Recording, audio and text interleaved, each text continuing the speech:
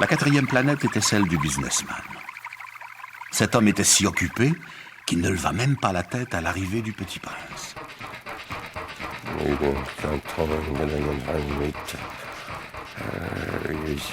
Bonjour. Votre cigarette est éteinte. 3 et 2 font 5, 5 et 7, 12, 12 et 3, 15, bonjour. 15 et 7, 22, 6, 28, pas le temps de la rallumer. 26 et 5, 31.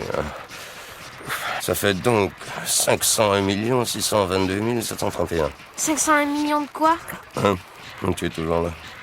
501 millions de...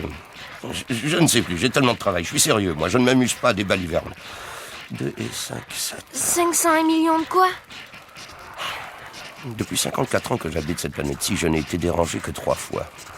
La première fois, ça a été il y a 22 ans par un hanneton qui était tombé Dieu sait d'où. Il répondait un bruit épouvantable et j'ai fait 4 erreurs dans une addition. La seconde fois, ça a été il y a 11 ans, par une crise de rhumatisme. Je manque d'exercice, je n'ai pas le temps de flâner, je suis sérieux, moi. La troisième fois, la voici. Je disais donc 500 millions... Millions de quoi? Millions de ces petites choses que l'on voit quelquefois dans le ciel. Des mouches? Mais non, des petites choses qui brillent. Oh, des abeilles? Mais non, des petites choses dorées qui font rêvasser les fainéants. Mais je suis sérieux, moi, je n'ai pas le temps de rêvasser. Ah, des étoiles. Ouais, c'est bien ça, des étoiles. Et que fais-tu de 500 millions d'étoiles? 501 622 731. Je suis sérieux, moi, je suis précis. Et que fais-tu de ces étoiles? Ce que j'en fais? Oui, Rien. Je les possède. tu possèdes les étoiles. Oui. Mais j'ai déjà vu un roi. Les rois ne possèdent pas. Ils règnent sur, c'est très différent. Et à quoi cela te sert-il de posséder les étoiles? Ça me sert à être riche. Et à quoi cela te sert-il d'être riche? À acheter d'autres étoiles si quelqu'un en trouve. Celui-là, il résonne un peu comme mon ivrogne. Comment peut-on posséder les étoiles? À qui sont-elles?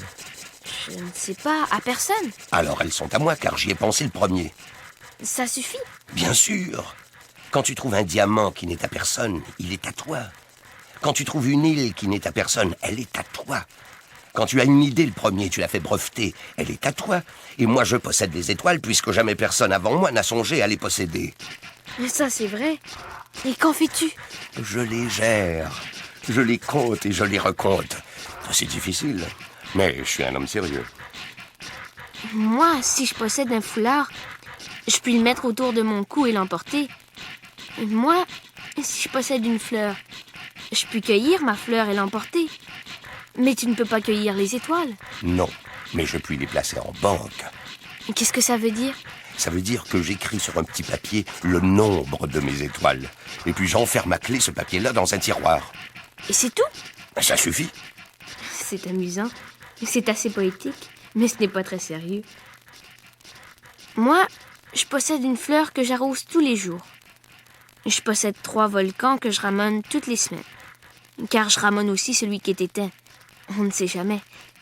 C'est utile à mes volcans. Et c'est utile à ma fleur que je les possède.